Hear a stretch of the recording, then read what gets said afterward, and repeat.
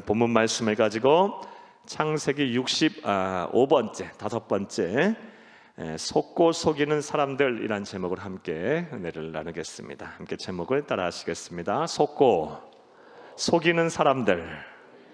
한 번 더 따라 하시겠습니다. 속고 속이는 사람들.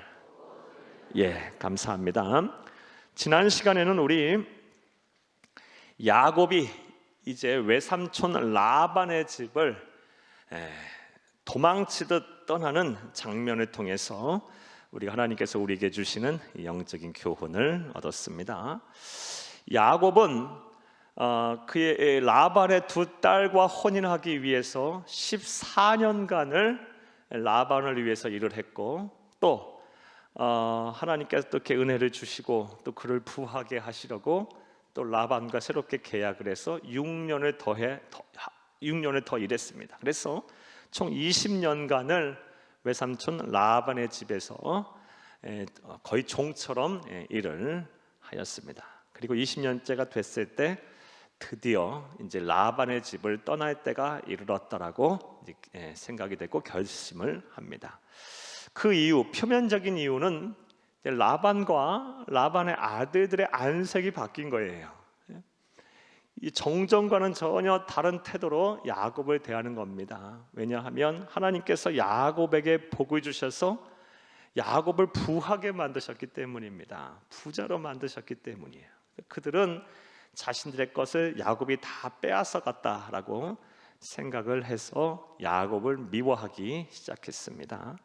종전과는 다르게 대하기를 시작했어요. 그래서 야곱은 이제 떠날 때가 이르렀구나라고 생각을 했어요. 하지만 결정적으로 떠나게 된 계기는 하나님께서 가라고 명령을 하셨기 때문입니다. 하나님께서 이제 너희 아버지의 집을 향해 가라.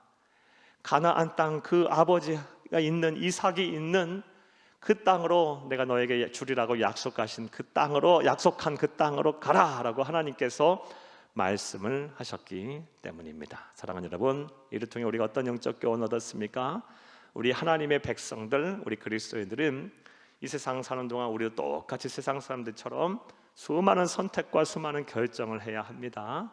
그럴 때 우리는 우리가 결정하고 선택하는 우리의 결정과 선택의 최종 그 기준이 무엇이라고요? 야곱처럼 하나님의 뜻, 하나님의 말씀, 또 우리 하나님 우리에게 들려주시는 우리의 신앙의 양심을 기억하시기를 간절히 주의 이름으로 축복합니다. 자, 이렇게 떠날 결심을 하고 나서 이제 야곱은 두 아내를 이제 설득하려고 두 아내 라헬과 레아를 자신 있는 들로 불러옵니다. 그리고 나서 이제 자초지정을 설명합니다. 지난 20년간 이 외삼촌 라반, 그러니까 두 아내의 아버지와 어떠한 일들이 있었는지 좌초지정을 다 설명해요. 그 내용인즉슨 20년 동안 아주 고생을 했고 아주 불합리한 처우를 받았고 그리고 아주 힘든 시간들을 보냈다라고 이야기를 합니다. 그런데 이러한 야곱의 20년간의 고난의 시간, 고생하는 그 시간들은 야곱에게 의미가 없는 시간이 절대 아니었어요. 20년이라는 시간은 야곱에게 있어서 어찌 보면 하나님께서 야곱을 이렇게 다시금 이렇게 새롭게 변화시키는, 또 훈련시키는 연단과 훈련의 시간이었습니다. 이 20년의 시간 동안 야곱은 믿음의 조상으로 서서히 이렇게 변모하기 시작합니다. 야곱이 처음 에서의 칼을 피해서 아버지 이삭의 집을 떠나서 약 800km 떨어진 하란 땅, 이 밧담 아란 땅에 이르렀을 때 그에게 있어서 가장 부족한 성품이 뭐였을까요? 진정성이었어요. 그는 거짓말쟁이에요. 수시로 아주 교활한 사람이었어요. 그런데 20년이라는 시간 동안 깨어지고 자신보다 더 교활한 사람을 상대하면서 그는 철저하게 이렇게 변화가 돼서 그의 삶에 드디어 이제 진정성이라는 것이 생겨요. 성실하게 되고 이제 진실한 사람으로 이렇게 바뀌게 됩니다. 20년이라는 시간이 그에게 주어지지 않았다면, 고난의 시간, 연단의 시간이 없었다면 절대로 하나님께서 쓰시는 그런 진실한 사람이 못 됐을 겁니다. 또 20년이라는 시간 동안 그는 처음에는 아주 두려움이 많은 사람이었고 하나님에 대한 확신이 없던 사람이었습니다. 하지만 20년의 시간 동안 의심이 변하여 확신이 됐어요. 그리고 누구보다도 하나님의 섭리를 인정하고 믿는 사람이 되었습니다. 할렐루야. 이를 통해 또 우리 어떤 영적 교훈을 얻었습니까?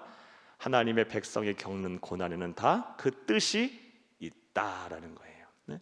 아무 무의미한 고난은 없다라는 것입니다. 우리 성도들 가운데 지금 인생의 풍랑 속에 계신 분들이 계세요. 예? 그리고 지금 온 나라가 또 그럴 수도 있고 온 세계가 그럴 수도 있어요. 다 이것에는 하나님의 뜻이 있어요. 여러분, 질병으로 고통받는 우리 성도도 계시고 경제적인 어려움을 당하는 성도님도 계시고 자녀들과 후손들이 어려움을 겪는 앞길이 열리지 않는 우리 성도들도 계세요.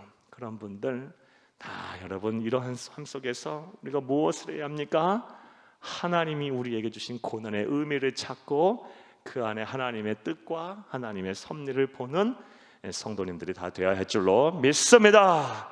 하나님의 백성에게 하나님은 무의미한 고난을 주지 않습니다. 자, 이렇게 20년이라는 시간 동안 그런 야곱은 철저하게 믿음의 조상으로 변모가 됐고, 이러한 이야기들은 이제 전부 다 자초지정의 이야기를 두 아내에게 이야기하자 이 두 아내가 함께 떠나는 것을 이제 동의를 했습니다. 자, 그런데 이 야곱이 이제 이게 떠나는 장면에서 보면 야곱과 또 그의 가족들이 하나님을 경외하는 백성이라고 하지만 아직 성화, 이 신앙의 성숙이 덜 된 것을 우리가 보았어요. 사람 참 안 바뀝니다. 20년 시간 동안 그렇게 깨어지고 그렇게 훈련받고 연단받았으면 사람이 좀 변화돼야 되는데, 그래도 이 죄악의 쓴뿌리, 악한 쓴뿌리가 그의 심성에 남아 있었어요. 야곱이 하나님의 섭리를 온전히 믿고 확신하는 자라면 외삼촌 라반이 양털을 깎기 위해서 다른 곳에 다 이렇게 있을 때 외삼촌 라반을 속이고 몰래 야밤도주 하지 않았을 거예요. 하나님의 섭리를 인정하는 사람 떳떳하게 아주 화평하게 가족 관계를 잘 이렇게 만들어 놓고 잠잠히 하나님의 때를 바라보다가, 그리고 하나님이 주신 지혜를 가지고 잘 이렇게 사람과의 관계를 바르게 하고 떠났을 텐데, 야곱의 주특기가 또 나와요. 뒤통수 때리고 누구 마음 아프게 하고 나서 훌쩍 떠나버리기. 사람 참 안 바뀌어요. 거기다 한 수 더 떠서 그의 아내 라헬은 도둑질까지 합니다. 드라빔, 당시 고대 근동에 집집마다 있었던 수호신으로 여겼던 그 신상, 그것을 라반의 것을 훔쳐서 도망가게 됩니다. 이런 모습 통해 볼 때 사람 참 안 바뀐다는 거 알 수 있고, 그리고 우리가 얼마나 하나님 앞에 더 깨어지고 더 깨어 있어야 하는지 잘 알 수 있어요. 여러분, 왜 우리 이 신앙의 여정을 가리켜서 우리가 예수를 믿어 하나님의 자녀가 된 이후부터 해서 하나님의 나라 가는 우리의 목숨이 다 끝나고 하나님의 나라 가는 그 여정을 왜 순례자, 필그림, 또 왜 구도자라고 이렇게 우리가 이야기를 합니까? 끊임없이 정진해야 된다는 거예요. 끊임없이 성화의 길을, 성결한 삶을 살기 위해서 노력을 해야 한다는 거예요. 과거에 그랬다 할지라도 지금 그렇지 못하면 형편없는 거고, 우리는 끊임없이 이 구도자의 삶을 살아야 돼요.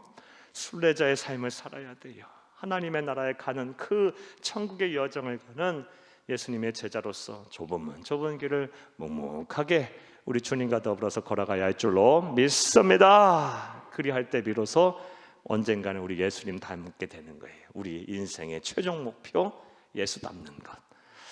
자, 오늘은 이제 지난 시간에 거기까지 얘기했고, 이제 오늘은 이제 야곱이 그의 아내들과 그의 모든 가족들, 그리고 그의 모든 소유와 더불어서 외삼촌 라반 몰래 3일 전에 도망을 갑니다. 도망을 가고 나서 이제 3일 후에 라반이 그 소식을 알게 되고 부랴부랴 야곱을 있는 곳에 뒤쫓아 갑니다. 그리고 이제 7일 후에, 그러니까 야곱이 외삼촌 라반을 떠난 지 10일 후에 이제 서로 만나게 되는데, 그 만남의 내용이 오늘 본문 말씀이에요. 오늘도 한 절 한 절 읽어가면서 하나님이 주신 은혜를 찾겠습니다. 그 은혜가 되시기를 간절히 주의 이름으로 축복합니다.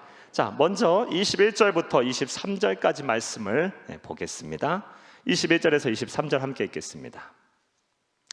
그가 그의 모든 소유를 이끌고 강을 건너 길르앗산을 향하여 도망한지 3일 만에 야곱이 도망한 것을 라반에게 들린지라. 23절, 라반이 그의 형제를 거느리고 7일 길을 쫓아가 길르앗산에서 그에게 이르렀더니. 아멘. 야곱이 그와 그의 모든 소유를 이끌고 야반도주를 했어요. 그래서 밧담 아람이라는 곳에서부터 어디에 이르게 됐냐? 길르앗산이라는 곳에 이르게 됐어요. 거기까지의 거리가 660km입니다. 그러니까 서울에서 부산보다 더 한참 더 가야 되는 거리예요. 거기를 며칠 만에 도착했습니까? 10일 만에 도착을 했어요. 자, 그리고 야곱이 야반도주를 한 것을 3일 후에 알았어요. 그리고 나서 그러자 이제 라반이 그의 형제들과 더불어 이 야곱을 뒤쫓는데, 라반과 그의 형제들은 며칠 만에 길르앗산에 도착했습니까? 7일 만에 도착을 했어요. 660km 걸리는 거리를 7일 만에. 자, 우리 21절에서 23절 말씀을 통해서 우리는 다음과 같은 생각을 한번 해보겠습니다. 이렇게 야반도주하는, 그래서 660km 나는 거리를 10일 만에 도달한 이 야곱의 심정은 어땠을까요? 그리고 이들을 뒤쫓는 이 라반의 심정은 또 어땠을까요? 사랑하는 여러분, 먼저 야곱의 마음을 살펴보겠습니다. 야곱의 마음은 어땠을까요? 단연코 야곱에게는 두려움이 가득 차 있었을 거예요. 야곱은 굉장히 지금 두려워하고 있어요. 그걸 어떻게 알 수 있느냐? 10일 만에 간 거리, 이 속도를 보면 알 수가 있어요. 사랑하는 여러분, 10일 동안 660km를 갔다고 한다면 뭐 날마다 차이가 있었겠지만 그래도 평균적으로 계산하면 하루에 얼마를 간 겁니까? 66km를 간 거예요. 그런데 이 광야길, 당시 광야길에 이제 상인들이 보통 하루 동안 이동하는 거리가 30km였다고 합니다. 상인들이 그 길에 대해서 그렇게 밝은 상인들이 하루 이동하는 거리가 30km인데 지금 야곱은 그의 소유도 다 끌고 그의 가족들과 더불어서 양과 소와 염소 다 끌고 하루 동안 얼마를 갔어요? 66km를 갔어요. 그러니까 2배나 더 간 거예요. 얼마나 두려웠으면 그렇게 도망갔을까요? 꽁무니를 뺐을까요? 그리고 이렇게 이동할 것을 아주 조직적으로 이미 준비를 한 거예요. 그렇지 않고서는 그 광야길, 상인들도 30km밖에 못 가는데 안 가는데 66km를 어떻게 갑니까? 아주 조직적으로 준비를 하고 두려움에 가득해서 아주 도망을 간 거예요. 야곱은 지금 굉장히 두려워하고 있는 거예요. 자, 그렇다면 이제 그를 쫓는 라반의 마음, 라반의 심정은 어떨까요?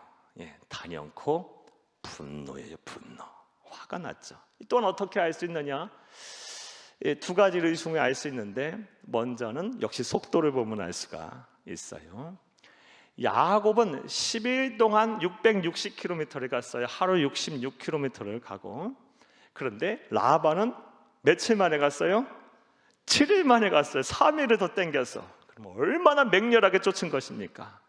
야곱이 그렇게 보고 싶어서, 그의 2딸과 그의 손주가 그렇게 보고 눈에 밟혀서 그렇게 맹렬하게 쫓았을까요? 그런 사람은 없어요. 화가 난 거예요. 그리고 화가 난 정도가 아니라 이 화가 살기로 변한 거예요. 죽여야겠다. 첫 번째는 속도를 보면 우리가 알 수 있고요. 또 이 분노가 이 살기로 변했음은 오늘 본문 말씀 23절에 라반이 그의 형제를 거느리고 7일 길을 쫓아가. 이 쫓아가 히브리어 원어를 보면 알 수 있어요. 이 쫓아가다의 히브리어 원어는 라다프예요. 라다프. 그런데 이 단어가 아무 때나 쓰는 단어가 아니고 군인들이 전쟁에서 쓰는 용어예요. 그러니까 전쟁에서 여러분 적군을 아주 전쟁에서 한번 크게 싸워 이겼어요. 그러면 내 빼는 이제 후퇴하는 적군이 있겠죠. 그 적군을 어떻게 합니까? 쫓아가서 다 죽여야겠죠. 끝에 그렇게 쫓아가서 죽이다라는 뜻에 쓰는 단어가 바로 라다프예요. 그러니까 지금 외삼촌 라반은 단순히 화난 정도가 아니라 가서 죽여야겠다라는 이 분노의 감정이 지금 크게 달아서 7일 만에 660km를 막 맹렬하게 추격한 것임을 믿으시기를 간절히 주의 이름으로 축복합니다. 사랑하는 여러분, 그래도 사위고 그리고 그래도 두 딸들이 거기 있고 손주들이 큰눈에 밟히는 손주들이 12이나 있는데 뭐가 그렇게 미워갖고 그렇게 죽기 살기로 쫓아가서 죽이려고 했을까요? 참 사람이 악한 거예요. 그러고 보니까 그렇죠? 이 재물에 눈이 멀게 되면, 이 탐욕에 눈이 멀게 되면 이렇게 사람이 악해질 수가 있는 거예요. 부모 형제간 아닙니까? 이렇게 악해질 수가 있는 것입니다. 자, 그런데 우리가 이것을 이러한 야곱과 라반의 관계, 그리고 라반이 야곱을 쫓는 모습을 통해서 이제 영적인 의미를 찾아야겠죠. 영적인 의미로 다음과 같이 이제 해석을 할 수가 있어요. 먼저 야곱의 입장에서 이제 우리가 다 해석을 해야 될 텐데, 우리가 야곱의 눈으로 이제 세상을, 창세기를 봐야 하니까, 주인공이 야곱이니까, 자, 이렇게 생각을 할 수 있어요. 이런 교훈을 얻을 수가 있어요. 하나님의 백성이 무엇인가 이렇게 하나님 말씀에 순종을 하고 결심을 하려면 반드시 장애물이 있어요. 반드시 극복을 해야 하는 장애물이 있다는 거예요. 사랑하는 여러분, 지금 이 야곱이 하나님의 말씀에 순종하여 그의 아버지에 있는 집으로 가라고 했을 때 어떤 것이 장애물이 있어요? 이 라반이 쫓아와서 그 앞길을 가로막고 있어요. 순순히 내주지 않아요. 사랑하는 여러분, 우리도 마찬가지예요.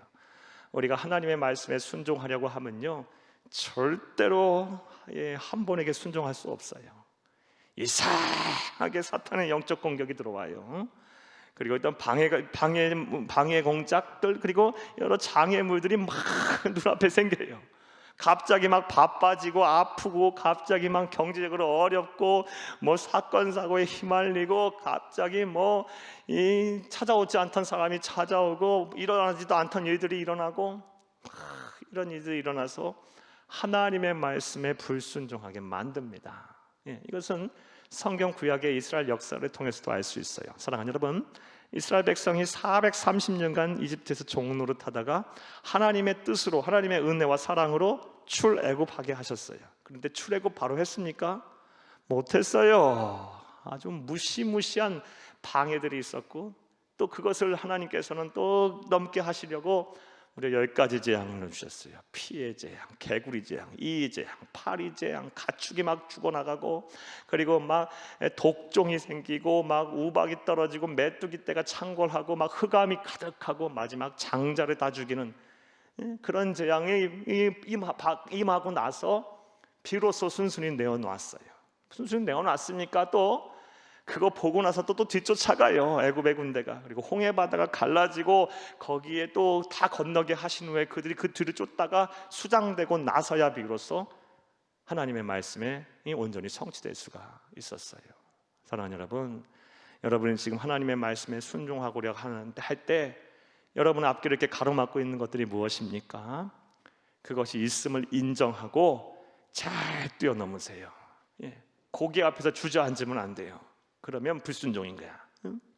그거를 뛰어넘어야 우리가 하나님의 은혜의 문도 두드릴 수 있는 것이고, 하나님의 영광의 문 안으로 들어갈 수가 있는 것임을 믿으시기를 간절히 주의 이름으로 축복합니다. 하나님의 말씀에 하나님의 백성이 순종하려 할 때는 반드시 장애물이 있다. 이게 우리가 또 하나 처음 우리 본 말씀을 통해서 21, 23절에서 배울 영적 교훈이에요. 또 다른 하나 더 있어요.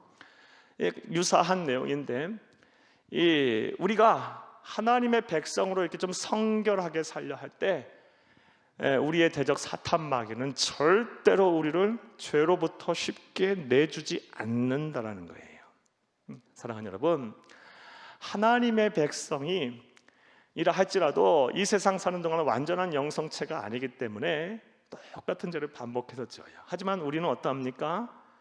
이것이 잘못인 줄 알고 회개하고 더 이상 그의 죄의 길로 빠지지 않으려고 노력을 해요. 하지만 그게 쉬워요? 쉽지 않아요. 이 죄악의 쓴뿌리들은 쉽게 잘라서 내던지지가 않아요. 계속해서 생겨나요. 사탄 마귀가 순순하게 우리를 죄로부터 이렇게 풀어놔주지 않아요. 죄와 사망의 사슬을 계속해서 우리에게 던지고 그물을 계속 쳐고 있어요. 앞으로 나아가지 못하게 만들어요. 사랑하는 여러분, 이러할 때 우리 영적 전쟁에서 또 반드시 승리해야 하셔서 성령 하나님의 도우심으로 더불어 성결한 백성들이 다 되시기를 간절히 주의 이름으로 축복합니다. 이 두 가지 교훈, 유사한 교훈이라고 생각하지만 우리 두 가지 분명히 기억해야 됩니다. 먼저는 하나님의 백성이 말씀에 순종하라 할 때 반드시 장애물이 있다. 그리고 우리 하나님의 백성이 성결하게 살고자 하나 이 우리의 대적 사탄 마귀가 끊임없이 우리를 죄로부터 놔주질 아니하고 우리를 유혹하고 자꾸 넘어지게 한다라는 거 기억하시고 우리가 이 말씀 주신 영적 교훈 안에서 우리가 승리하는 저와 여러분이 되어야 될 줄로 믿습니다. 자, 21, 23절 말씀 드디어 이제 어떻게 됐습니까? 이제 붙잡혔어요. 서로 이제 대치하는 상황이 됐어요. 그러니까 10일 만에 야곱이 라반의 집을 떠난 지 10일 만에 이제 붙잡히게 된 거예요. 그렇게 두려워서 맹렬하게 도망갔는데, 열심히 도망갔는데, 또 맹렬하게 살기를 띠고 또 조직적으로 이제 군사 행동하듯이 와가지고 이제 사로잡히게 된 거예요. 서로 이렇게 대치하게 길르앗산이라는 산에서 서로 이렇게 대치하고 있는 상황입니다. 자, 그 상황 속에서 이제 24절에서 29절 말씀을 볼 텐데 24절에서 29절 말씀에 보면 이제 하나님이 개입을 하시기 시작합니다. 하나님이 개입을 하셔서 누구 편에 들어주십니까? 야곱의 편에 들어줘요. 둘 다 똑같은 사람들인데 이럴 때는 놈들이라고 해야 돼.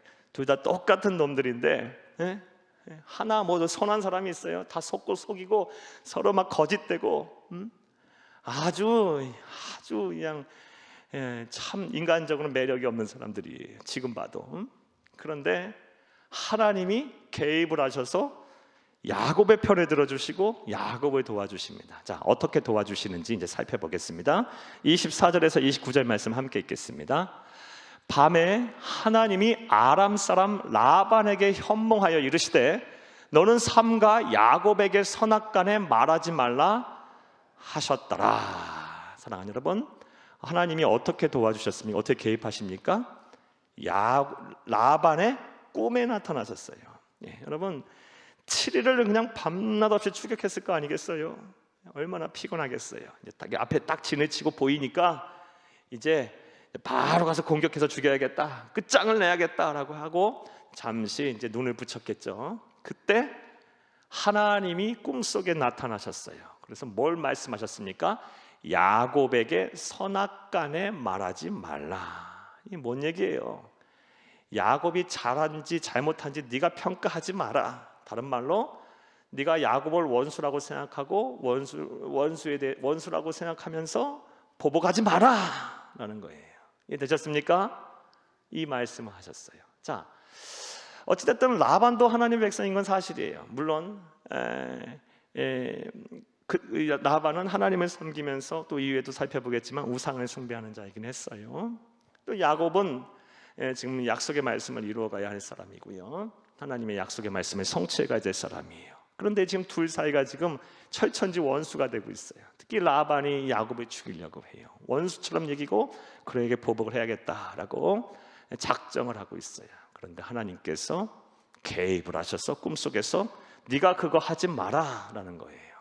사랑하는 여러분, 우리가 24절 말씀 또 이후에 이제 29절 말씀에서도 동일한 이야기가 나오는데 24절과 29절 말씀을 통해서 알 수 있는 사실이 뭐냐, 또 우리 그리스도인인 우리들이 배워야 할 영적인 교훈이 뭐냐, 우리의 원수 갚는 것은 우리의 소관이 아니다라는 거예요. 하나님의 백성인 우리 그리스도인들이 누구에게 막 미워하는 감정이 생기고 막 보복하고 싶은 생각이 들겠죠. 타다 보면 그럴 때 그 모든 원수를 갚고 보복하는 것은 우리의 소관이 아니고 하나님의 소관임을 온전히 믿으시기를 간절히 주의 이름으로 축복합니다. 로마서 12장 19절에서 21절 말씀이기도 합니다. 함께 읽겠습니다. 로마서 12장 19절에서 21절입니다. 예. 내 사랑하는 자들아, 너희가 친히 원수를 갚지 말고 하나님의 진노하심에 맡기라. 기록되었을 때 원수 갚는 것이 내게 있으니 내가 갚으리라고 주께서 말씀하시니라. 20절, 내 원수가 줄이거든 먹이고 목마르거든 마시게 하라. 그리하므로 네가 숯불을 그 머리에 쌓아놓으리라. 악에게 지지 말고 선으로 악을 이겨라. 너는 선으로 행하라. 악은 내가 다 갚아줄 테니까. 이게 우리 하나님이 하신다는 거예요. 적절한 표현이 될지 모르겠지만 너는 선하고 내가 그 피를 내 손에 묻히겠다. 이게 하나님이 대신 하시겠다라는 거예요. 우리가 따라서 여러분 누구하는 미워하는 막 감정, 그리고 막 보복하고 싶은 감정이 생기면 이거 빨리 없애세요. 이게 여러분의 영혼의 독이 될 거예요. 이게 절대로 이게 여러분의 참된 성도로서의 삶을 이끌지 못해요. 영혼에 해악을 끼쳐요. 오히려 영혼을 쇠약하게 만들 거예요. 그리고 하나님한테 맡기세요. 하나님이 하실 거예요. 하나님은 공의로우신 하나님이십니다. 할렐루야. 사랑하는 여러분, 자, 꿈속에 나타나서, 라반의 꿈속에 나타나서 너는 원수 갚자를 하지 말고 네가 판단할 일이 아니다. 선악간 네가 판단하지 말고 네가 개입하지 마라. 이 말씀을 하셨어요. 자, 그러자 이제 이후에 어떻게 전개되는지 말씀을 보겠습니다. 25절부터 29절 말씀 함께 읽겠습니다. 라반이 야곱을 뒤쫓아 이르렀으니 야곱이 그 산에 장막을 친지라.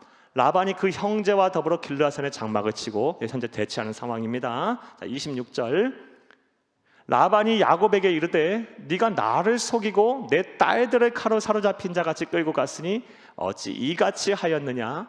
내가 즐거움과 노래와 붓과 수금으로 너를 보내겠거늘 어찌하여 네가 나를 속이고 가만히 도망하고 내게 알리지 아니하였으며. 28절, 내가 네 손자들과 딸들에게 입맞추지 못하게 하였으니 네 행위가 참으로 어리석도다. 아멘. 사랑하는 여러분, 이게 마음에 있는 얘기입니까? 지금 27절, 28절 특별히 너 왜 그냥 이렇게 도망갔어? 왜 얘기도 안 하고 갔어? 내가 너 막 북도 치고 수금도 치고 막 노래 부르며 환송하면서 내 딸들과 그리고 내 손자들, 손녀를 함께 입 맞추면서 환송하면서 보냈을 텐데 너 어떻게 얘기하지도 않고 그렇게 갔어? 이 얘기하고 있어요. 이게 마음에 있는 얘기예요? 아니죠. 마음으로 칼을 갈고 있었어요. 그러니까 7일 만에 그렇게 막 쫓아오죠. 맹렬하게 군사작전 하듯이 쫓아오죠. 마음은 시커먼데 겉으로는 아닌 척 하면서 하고 있어요. 왜요? 하나님이 두려워서. 하나님이 두려워서. 하지만 이 라반의 모습은 참 어찌 보면 이런 표현 써도 죄송한데 구역질 납니다. 참 외식덩어리고, 참 어찌 보면 이게 어찌 보면 우리의 모습이 아닐까라는 생각이 들어서 참 부끄럽기도 하고 참 구역질 나기도 하고 그래요. 아닌 척하면서 겉으로는 아닌 척하면서 속으로는 막 칼을 갈고, 겉으로는 사랑하는 척하면서 속으로는 막 미움으로 가득 차고, 겉으로는 진실한 척하면서 속으로는 막 아주 거짓으로 가득 차고. 이게 오늘날 우리의 모습이 아니겠어요? 성경은 가감없이 이 우리의 모습을 그대로 투영해 줘요. 그래서 성경은 우리의 삶의 거울이라고 하고, 또 성경을 하나님의 말씀을 우리가 대하면 우리의 모습이 이렇게 비춰지는 거예요. 사랑하는 여러분, 라반의 모습, 야곱의 모습, 다 이게 보잘것없는 이 모습을, 인간의 이런 정말 보잘것없는 모습을 우리에게 그대로 보여주면서 성경은 우리에게 교훈하고 있어요. 바로 이것이 너의 모습이 아니냐. 외식하는, 겉과 속이 다른, 사랑하지 못하는 이 모습이 바로 너의 모습이 아니냐. 진실하지 못한 모습이 너의 모습이 아니냐 하면서 우리에게 회개를 하나님께서 말씀하고 계세요. 오늘 말씀을 들으시면서 여러분 심령이 막 이렇게 부딪히시는 분들 계신다면 이 시간에 회개하시기를 간절히 주의 이름으로 축복합니다.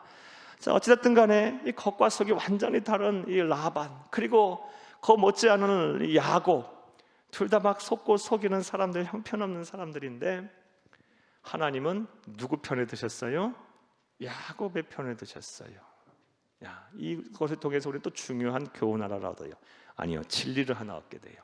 하나님의 사랑은 때로는 일방적인 사랑, 편애일 수 있다라는 거예요. 하나님은 세상을 이처럼 사랑하십니다. 다 세상을 사랑하세요. 그래서 예수를 믿는 자든 안 믿는 자들에게 다 동일한 은혜와 은총을 베푸세요. 일반적 은총이라고 그러죠. 이 보편적인 은총이라고도 하고, 신학적 용어로 태양, 햇빛도 다 모든 사람에게 주시고, 공기도 주시고, 또 수고하면 수고한 만큼의 대가를 얻게 하시고, 땀 흘린 만큼 대가를 얻게 하세요. 이거 하나님의 일반적인 은총의 결과예요. 자, 그렇다고 해서 하나님의 사랑이 평등한 것은 아니에요. 오해하지 말고 들으세요. 하나님의 사랑은 때로는 일방적인 편애일 수도 있어요. 누구에게? 하나님의 백성들에게, 그의 자녀들에게. 바로 우리를 향한 사랑이 하나님은 편애에 가까운 사랑이에요. 사랑하는 여러분, 예수를 그리스도로 믿어 하나님의 자녀된 자를 향해서 하나님은 특별하게 생각하세요. 야곱을 보세요. 둘 다 똑같아요. 우리도 마찬가지예요. 우리 세상 살면서 저와 여러분 불신자들과 우리가 윤리적인 도덕적인 기준으로 볼 때 우월하다고 이야기할 수 있어요? 예수 안 믿는 사람 중에서도 착하고 선한 사람 많아요. 그런 기준으로 잣대로 데리자면 우리 몇 점이나 되겠어요. 우리가 우월하다고 말하는 거 참 부끄러운 얘기예요. 조금 날 수 있겠죠. 우리는 하나님을 경외하는 사람들이니까, 우리 안에 성령이 계시니까. 하지만 저는 볼 때 도토리 키재기라고 봐요. 하지만 그 모든 것을 덮으시는 것이 하나님의 사랑이에요. 그래서 우리가 살 수 있는 거고, 우리가 더 하나님 앞에 달려갈 수 있는 거고. 사랑하는 여러분, 저와 여러분은 야곱처럼 하나님의 일방적인 편애에 가까운 사랑을 받는 자임을 믿으시기를 간절히 주의 이름으로 축복합니다. 축복합니다. 감사한 일이에요. 도대체 저와 여러분이 누구길래, 뭐길래 도대체 이렇게 특별하게 생각하실까요? 참 신기한 일이에요. 저와 여러분은 뭐 이렇게 하나님을 사랑하실까요? 뭘 이렇게 그냥 사랑하시되, 사랑이라는 게 막 천년만년 가는 사랑이라는 게 존재하지 않잖아요. 그런데 우리를 영원토록 사랑하신다고 말씀하세요. 도대체 뭐길래? 사람의 마음은, 사랑의 사랑은 막 순식간에 바뀌잖아요. 그런데 하나님은 그런 분도 아니에요. 영원토록 사랑하신다고 합니다. 특별하신 은혜와 사랑, 편애에 가까운 일방적인 사랑을 받고 있는 거예요. 다른 말로 이것도 바꾸면 저와 여러분은 하나님 앞에 특별한 존재인 거예요. 또 이것도 다른 말로 바꾸면 저와 여러분은 하나님의 최선이에요. 그러니까 지금 내 삶이 막 엉망이고, 내 삶이 보잘것없고, 가진 것 없고, 건강하지 못하고, 많이 세상에 눌려 있는 것 같아도, 여러분 하나님이 나를 그렇게 사랑하신다는 거, 그리고 내가 하나님 앞에 최선이라는 걸 생각하시고, 여러분 자존감들을 다 회복하시고, 여러분 하나님의 은혜와 평강 속에 사시는 여러분 되기를 간절히 주의 이름으로 축복합니다. 축복합니다. 하나님이 나를 최선으로 생각하시는데 뭐가 우리가 눌려 있어야 돼요? 그렇죠? 하나님이 나를 그 누구보다도 일방적으로 사랑하시는데 왜 우리가 어디 가서 사랑을 구걸해야 하나요? 이거보다 더 큰 사랑이 어디 있어요? 여러분 자존감을 회복하세요. 저와 여러분은 특별한 존재들이에요. 정말 사랑받게 태어난 존재들이에요. 여러분 마음을 새롭게 하세요. 여러분 우리가 사랑으로 가득 차야, 하나님의 이 사랑으로 가득하고 이 사랑이 확신이 있고 이 사랑이 우리 안에 넘쳐나야 우리를 통하여 또 하나님의 사랑이 흘러갈 수가 있는 거예요. 이 사랑이 싹 빠져있는 상태에서 어떻게 우리가 세상을 사랑합니까? 자, 하나님은 야곱도 형편없고 라반도 형편없어요. 하지만 야곱을 향하여 일방적인 편에 가까운 사랑을 하나님은 보여주셨어요. 그리고 그 사랑을 지금 우리에게 베푸시는 것임을 믿으시기를 간절히 주의 이름으로 축복합니다. 자, 이제 30절부터 35절까지 말씀을 보겠어요. 자, 30절에서 35절 말씀을 보게 되면 이제 라반이 정말 그렇게 급하게 분노하며 살기를 띈 채 야곱을 쫓아온 이유가 나옵니다. 자, 그 이유가 뭘까요? 30절부터 35절을 읽겠습니다. 이제 네가 네 아버지 집을 사모하여 돌아가려는 것을 옳거니와 어찌 내 신을 도둑질하였느냐. 신 찾으러 왔어요. 신 찾으러. 진짜 이유는 드라빔을 찾으려. 자, 드라빔이 뭔지 지난 시간에 봤는데 한 번 더 보겠습니다. 자, 우리 PPT 좀 보여주세요. 이렇게 생긴 거예요. 당시 고대 근동의 이 메소포타미아 문명 지역에 지금부터 약 4,000년 전이죠. 예, 4,000년 전에는 이 드라빔이 집집마다 하나씩 다 있었어요. 모양이 또 다 틀려요. 요게 이제 집의 수호신이라고 여겼고, 또 요게 대대로 요거를 소유한 사람이 이제 상속자가 되는 거예요. 예, 상속자. 그러니까 저거는 가문의 인장과도 같아요. 그리고 예전에 우리 유럽, 중세 유럽을 보면 귀족 영주마다 그 깃발에 안에 있는 문양들이 다 달랐잖아요. 마찬가지로 저 드라빔의 모양을 보고 이 가문이 어떤 가문인지 알 수 있었다고 해요. 하여튼 저 드라빔은 우상이에요. 우상. 요것을 도둑 맞았기 때문에 그토록 요거 찾으려고 라반이 군사작전 하듯이 그렇게 분노와 살기를 띠고 야곱을 쫓아온 것입니다. 예, 여러 가지 이유가 있겠지만 주목적이 이거였던 거예요. 31절 읽겠습니다. 야곱이 라반에게 대답하여 이르되 내가 생각하기를 외삼촌이 외삼촌의 딸들을 내게서 억지로 빼앗으리라 하여 두려웠음이니이다. 이건 이제 야곱의 솔직한 고백이죠. 야곱은 누가 훔쳐갔는지는 모르잖아. 지금 라헬이 훔쳤는데, 그가 가장 사랑하는 아내인 라헬이 훔쳤는데 야곱은 지금 모르고 있어요. 자, 32절. 외삼촌의 신은 누구에게서 찾든지 그는 살지 못할 것이요. 이 말 주목하고 기억하고 계세요. 좀 이따 얘기 또 해석할게요. 우리 형제들 앞에서 무엇이든지 외삼촌의 것이 발견되거든 외삼촌에게 가져가소서 하니 야곱은 라헬이 그것을 도둑질한 줄을 알지 못함이었더라. 33절. 라반이 야곱의 장막에 들어가고 레아의 장막에 들어가고 두 여종의 장막에 들어갔으나 찾지 못하고 레아의 장막에서 나와 라헬의 장막에 들어가며, 이제 야곱은 모르니까, 라헬이 훔친지 모르니까 압수수색하라고, 들어가서 다 뒤져보라고 이야기를 한 거예요. 그래서 이제 야곱에게는 4명의 처가 있었잖아요. 라헬과 레아와, 그리고 이 라헬과 레아의 두 여종 빌하와 실바가 있었어요. 이 처소에 들어가서 뒤져봤고 이제 라헬만 못 뒤진 거예요.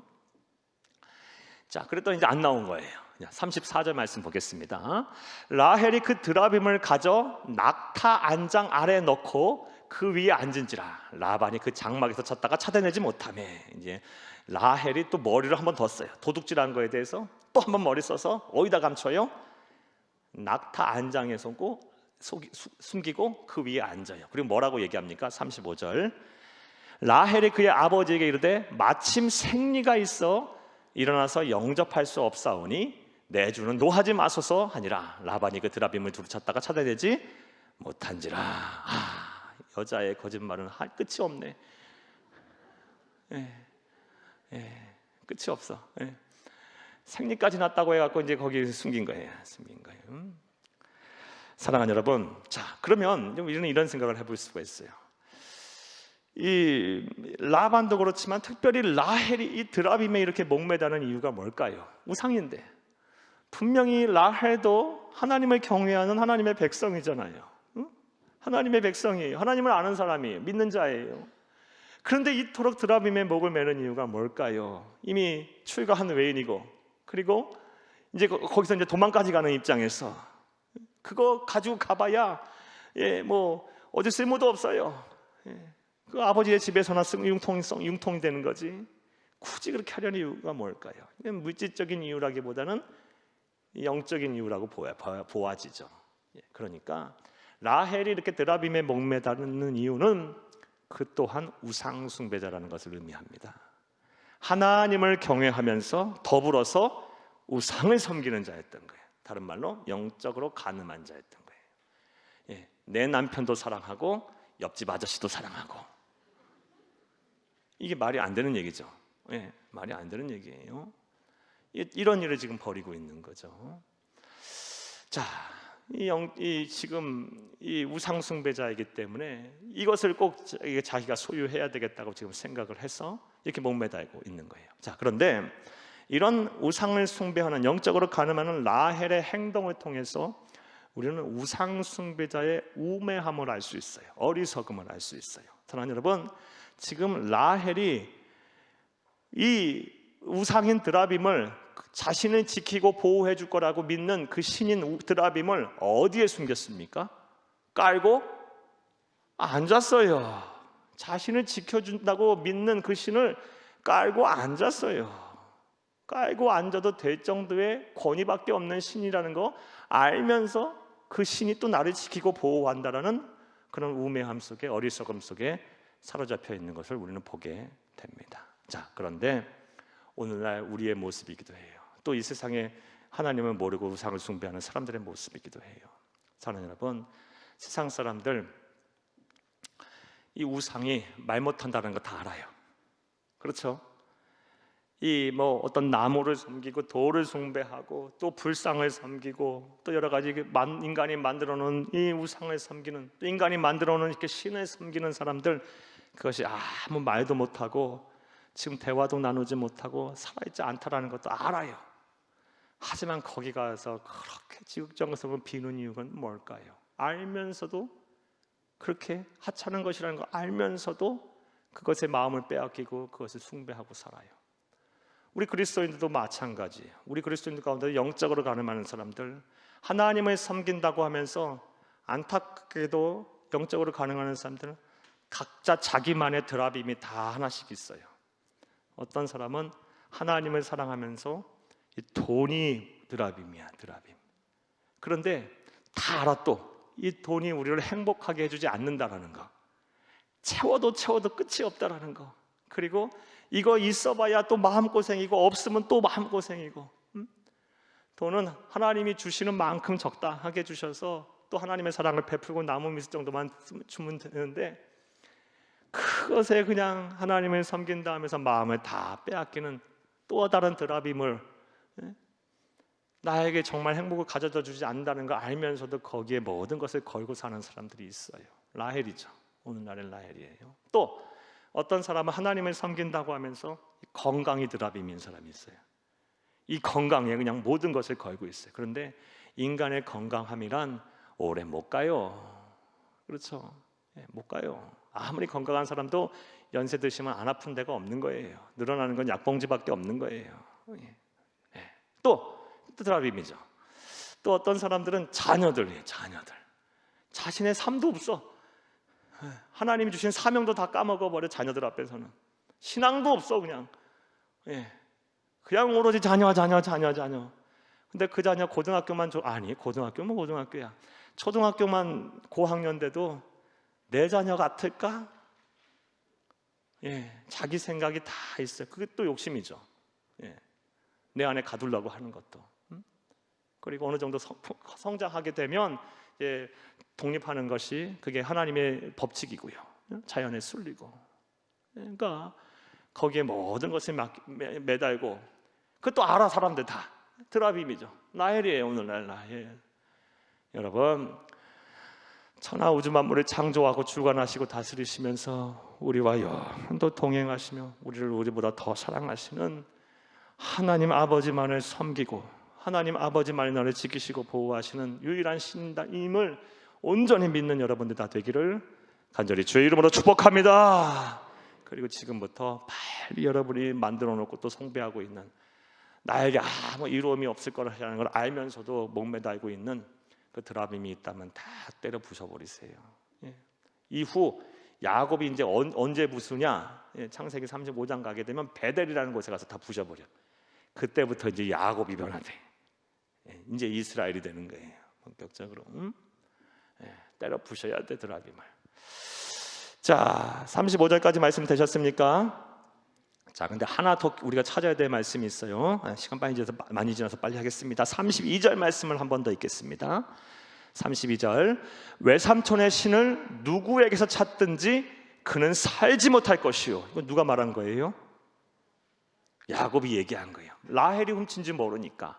자, 그러면 이 말대로 라헬이 그렇게 됐어요. 창세기 35장 시간 없으면 안 읽겠어요. 19절 말씀에 보게 되면 라헬이 길에서 베들레헴 근방에서 12번째 아들인 베냐민을 낳고 나서 죽어요. 그러고 나서 믿음의 조상들은 다 어디에 안치가 됩니까? 창세기 말씀에 보면 아브라함 때부터 시작해서 사라, 아브라함 때부터서 이삭, 리브가 할 것 없이 어디에 묻혀? 요셉도 마찬가지고 훗날 야곱도 마찬가지고 또 레아도 마찬가지고 해쪽 속에게 산 막벨라굴에 묻히게 되는데 라헬은 거기에 못 묻혀요. 그러니까 믿음의 조상임에도 불구하고 유일하게 그곳에 못 들어간 사람이 바로 라헬이에요. 객사예요. 에나타가 죽어요. 사랑하는 여러분, 말이 씨가 되는 거예요. 말이 함부로 말하면 안 되는 거예요. 하나님 앞에서 이거 서원하면서 얘기했겠죠. 성경에는 그냥 외삼촌의 신을 누구에게나 찾든지 그는 살지 못할 것이오 이렇게 했겠지만 이렇게 얘기했겠어요? 내가 섬기는 하나님의 이름을 앞에 걸고 막 이렇게 창웅하면서 막 얘기했겠죠. 우리 보통 그렇게 하잖아요. 어린 아이들도 막 엄마의 이름을 걸고 아빠의 이름을 걸고 난 아니야 막 이렇게 얘기하잖아요. 마찬가지로 그렇게 했겠죠.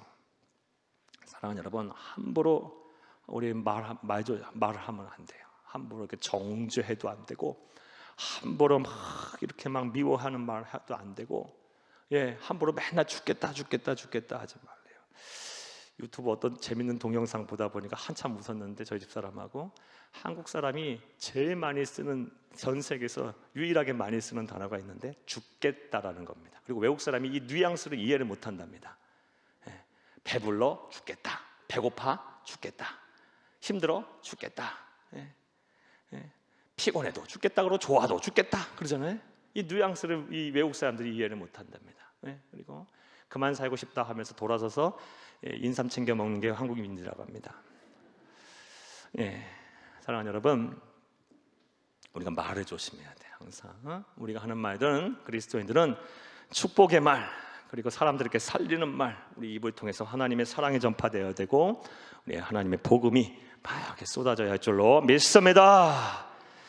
자, 이제 36절에서 42절 말씀해 보게 되는데 볼 건데 내용 간단히 먼저 설명을 드릴게요. 36절에서 42절 말씀은 이제 압수수색까지 했는데 안 나왔잖아요. 그렇죠? 라헬이 이제 꽁꽁 숨기고 거짓말을 한 번 더 해서 생리 중이다 하면서 깔고 앉아버렸어요. 못 찾았어. 당시 고대 근동엔, 그리고 또 율법에도 그렇고 이후에 이 여인이 생리 중일 때는 부정하다 해서 가까이 하지 않는 것이 당시 관례였기 때문에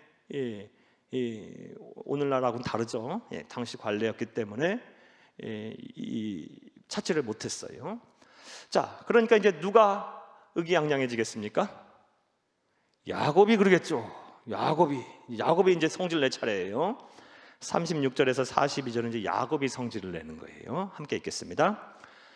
야곱이 노하여 라반을 책망할세 야곱이 라반에게 대답하여 이르되 내 허물이 무엇이냐이까? 무슨 죄가 있기에 외삼촌께서 내 들을 급히 추격하나이까? 이건 노하여 막 얘기를 해야 되겠죠. 자, 37절 외삼촌께서 내 물건을 다 뒤져보셨으니 외삼촌의 집안 물건 중에서 무엇을 찾아내었나이까? 여기 내 형제와 외삼촌의 형제 앞에 그것을 두고 우리 둘 사이에 판단하게 하소서. 38절 내가 이 20년을 외삼촌과 함께 하였거니와 외삼촌의 암양들이나 암염소들이나 낙태하지 아니하였고 또 외삼촌의 양떼를 순양을 내가 먹지 아니하였으며. 사랑하는 여러분, 참 사람이라는 게 어느 정도 이제 할 말을 할 상황이 조성이 되면 그동안에 못했던 말까지 다 하게 돼. 이 마음속에 없어, 이 하고 꽁꽁 감추고 있던 얘기잖아. 그러니까 이제 화내도 된다라고 생각이 됐나 봐요. 그러니까 이제 하고 싶은 얘기 다 하는 거야. 20년 전부터 얘기를 다 하는 거야. 이제 우리 종종 이러죠. 네, 이렇게 살면 안 돼. 감추건 감추고 전혀 도움이 안 돼. 하나님한테 우리의 억울함은, 분노는 하나님 앞에 쏟아내시기를 간절히 바랍니다. 지난날에 대한 이야기는 사람한테 썼는 게 아니에요. 전혀 도움이 안 돼. 39절 물러 찢긴 것은 내가 외삼촌에게 가져가지 아니하고 낮에 도둑을 맞았던지 밤에 도둑을 맞았던지 외삼촌이 그것을 내 손에서 찾았으므로 내가 스스로 그것을 보충하였으며 얼마나 내가 수고했는지 너 아냐. 40절 내가 이와 같이 낮에는 더위와 밤에는 추위와 무릅쓰고 눈붙일 겨를도 없이 지냈나이다. 제가 잘 읽어야 되는데 시간이 없어서 이렇게 읽는데 막 드라마처럼 입체적으로 읽게 되면 막 승질내면서 울며 불며 막 삿대질하면서 읽어야 돼. 그렇죠? 네, 앞에 있다고 가정하고 내가 외삼촌의 집에 있는 20년 동안 외삼촌의 두 딸을 위하여 14년 외삼촌의 양떼를 위하여 6년을 외삼촌에게 봉사하였거니와 외삼촌께서 내 품삯을 10번이나 바꾸셨나이다. 지 마음대로 10번이나 바꾸는 억울했는데도 내가 참았다고. 할 말 다 하는 거야. 이제 볼 날 없다고 생각하고. 42절 우리 아버지의 하나님 아브라함의 하나님 곧 이삭의 경유하는 이가 나와 함께 계시지 아니하였더라면 외삼촌께서 이제 나를 빈손으로 돌려보냈으냐마는 하나님이 내 고난과 내 손의 수고를 보시고 어젯밤에 외삼촌을 책망하셨나이다. 아멘. 사랑하는 여러분, 자 그런데 지금 이제 이렇게 분노하는 야곱의 모습을 봤어요.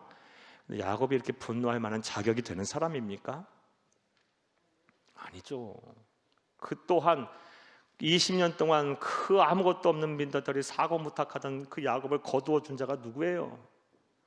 라반이에요. 그리고 아무 미천도 없던 사람 라반의 것 갖고 그렇게 부하게 됐어요. 그리고 물론 하나님이 개입하셔서 그렇게 됐지만 그 방법은 또 야곱은 또 라반을 속였잖아요.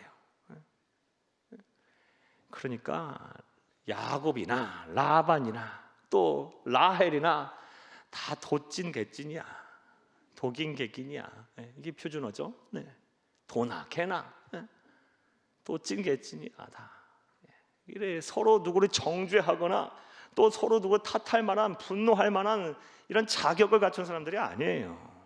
사랑하는 여러분, 근데 이거는 이 야곱이나 이 라반의 경우가 아니라 우리 모두에게 다 해당되는 얘기입니다. 사랑하는 여러분, 로마서 3장 10절에서 12절 말씀에 보면 의인은 없나니 하나도 없다 그랬어요. 하나도 없다 그랬어요. 그리고 예수님께서 그 온유하고 인자하신 예수님께서 아주 무섭도록 책망한 이 바리새인들을 향하여 이유가 뭐예요? 외식하는 자예요. 외식하는 자. 이 외식의 특징이 뭐냐? 이건 읽고 갑시다. 누가복음 6장 42절 말씀 보겠습니다. 너는 네 눈 속에 있는 들보를 보지 못하면서 어찌하여 형제에게 말하기를 형제여 나로 네 눈 속에 있는 티를 빼게 하라 할 수 있느냐? 외식하는 자여 먼저 네 눈 속에 들보를 빼라. 그 후에야 네가 밝히 보고 형제 눈 속에 있는 티를 빼리라. 들보가 뭐예요? 들보 모르시는 분 없죠?